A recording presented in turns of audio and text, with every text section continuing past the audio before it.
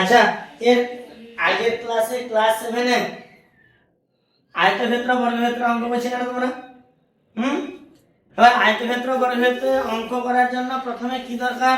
আয়তক্ষেত্রের ক্ষেত্রফল এবং পরিসীমার সূত্র দরকার।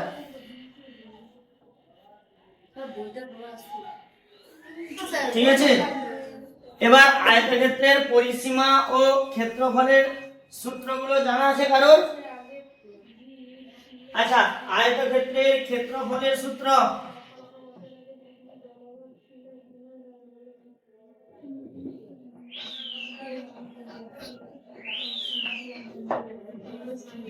দৈর্ঘ্য গুণিতক প্রস্থ। আয়তক্ষেত্রের পরিসীমা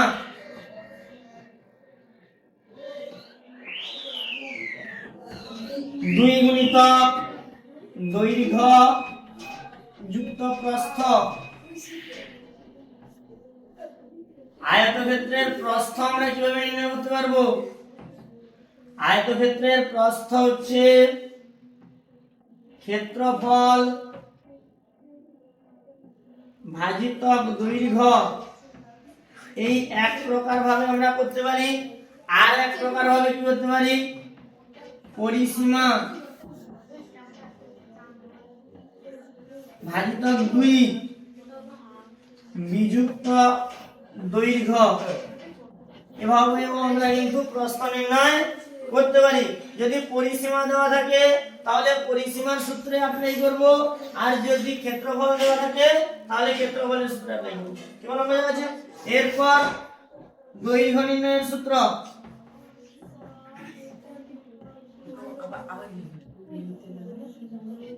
ক্ষেত্রফল ভাজিত প্রস্থ। আর কি আছে স্যার? এর ক্ষেত্রেও পরিসীমা ভাজিত 2 বিযুক্ত প্রস্থ। যদি পরিসীমা দেওয়া থাকে তাহলে পরিসীমা সূত্র, আর যদি ক্ষেত্রফল দেওয়া থাকে ক্ষেত্রফলের সূত্র। কি বলা বোঝা গেছে? তুলনা করা ধরি। আচ্ছা, এবার বর্গক্ষেত্রের ক্ষেত্রে কি হবে?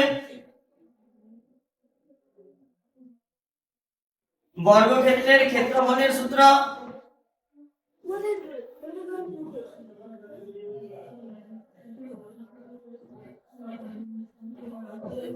বাহুর দৈর্ঘ্য গুণিতক বাহুর দৈর্ঘ্য।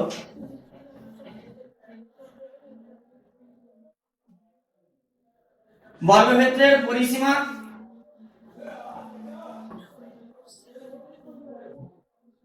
বর্গক্ষেত্রের পরিসীমা হচ্ছে পরিসীমা ভাজিত 4। বর্গক্ষেত্রের পরিসীমা হচ্ছে 4 গুণিতক বাহুর দৈর্ঘ্য।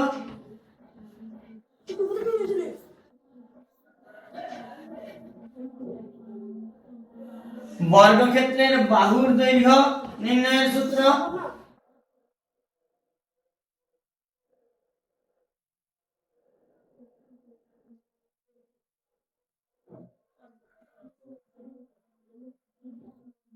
পরিসীমা ভাজিত 4।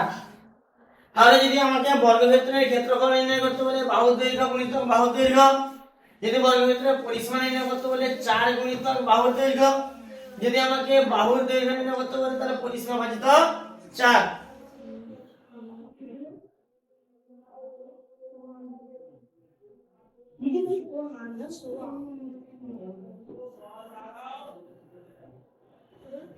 আচ্ছা, 2 এর দাগের অঙ্কটা দেখে নাও। আমিনাদের বাড়ির আয়তক্ষেত্রাকার উঠানের দৈর্ঘ্য 6 মিটার আর প্রস্থ হচ্ছে 4.2 মিটার।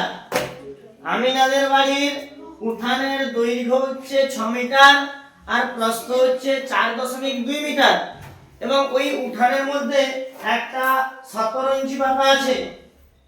ওই উঠানের মধ্যে কি পাতা আছে? একটা 17 ইঞ্চি পাতা আছে। ওই 17 ইঞ্চিটাও কিন্তু আয়তক্ষেত্রাকার। 17 ইঞ্চিটাও উঠানটাও আয়তক্ষেত্রাকার। 17 ইঞ্চি যে পাতা আছে ওই 17 ইঞ্চিটাও কিন্তু আয়তক্ষেত্রাকার। তবে 17 ইঞ্চি বাদ দিয়ে উঠানের ক্ষেত্রফল 17 ইঞ্চির দৈর্ঘ্য আর প্রস্থ দেওয়া আছে। 17 ইঞ্চির দৈর্ঘ্য দেওয়া আছে 3.5 মিটার আর প্রস্থ দেওয়া আছে 2.5 মিটার। তাহলে শতরঞ্জি বাদ দিয়ে উঠানের ক্ষেত্রফল কত হবে? তাহলে আমরা প্রথমে একটু লিখে নিই স্যার।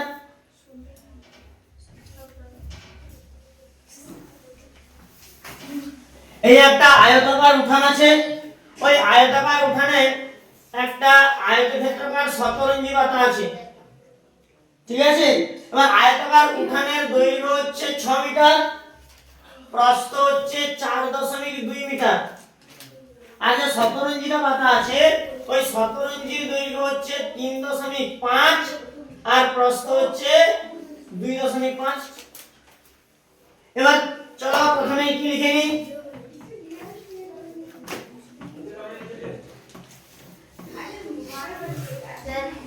শতরঞ্জি সহ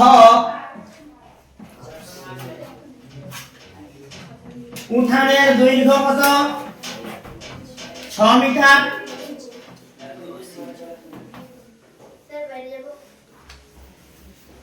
শতরঞ্জি সহ উঠানের প্রস্থ কত দেওয়া আছে? প্রস্থ 4.2 মিটার। আমি এসে গেছি, তাহলে পালিয়ে যাই পেপারগুলো একটা সেখান থেকে কাছে আমি দেখা দিই একটা বড় পেপারগুলো বই যে নিয়ে এসেছিলাম। আর কত দিব কত? আচ্ছা এবার শতরঞ্জি সহ উঠানের ক্ষেত্রফল। স্যার ক্ষেত্রফলের সূত্র, আয়তক্ষেত্রের ক্ষেত্রফলের সূত্র কি বলছিলাম এক্ষুনি? তাহলে দৈর্ঘ্য আর প্রস্থের গুণফল। দৈর্ঘ্য আর প্রস্থ গুণ করলে কত হচ্ছে স্যার? গুণ করবে তোমরা 25.2 বর্গ মিটার, ঠিক আছে। দৈর্ঘ্য আর প্রস্থ গুণ করবে, সবাই গুণ করবে তোমরা 25.2 মিটার। এবার শতরঞ্জির দৈর্ঘ্য কত দেওয়া আছে?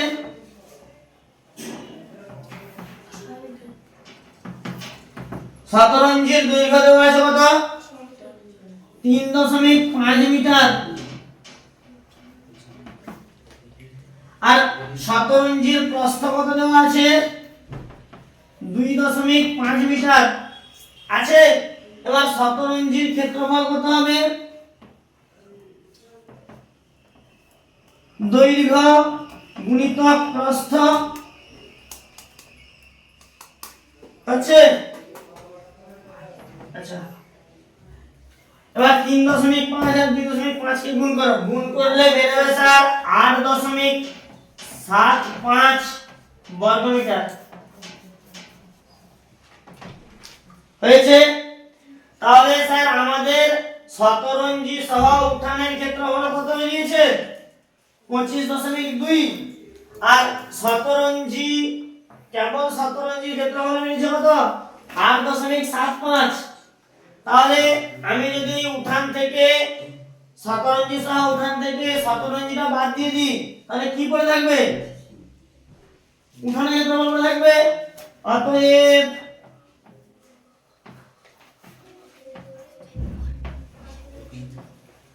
শতরঞ্জি বাদে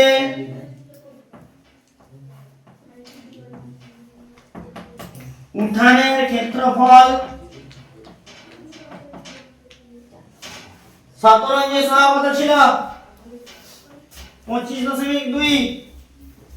শতরঞ্জি বাদে ক্ষেত্রফল কত? এই শতরঞ্জির ক্ষেত্রফল কত? 8.75। তাহলে হলো 16.45 বর্গ মিটার। বোঝা গেছে না? যাই বলো, বোঝা গেছে?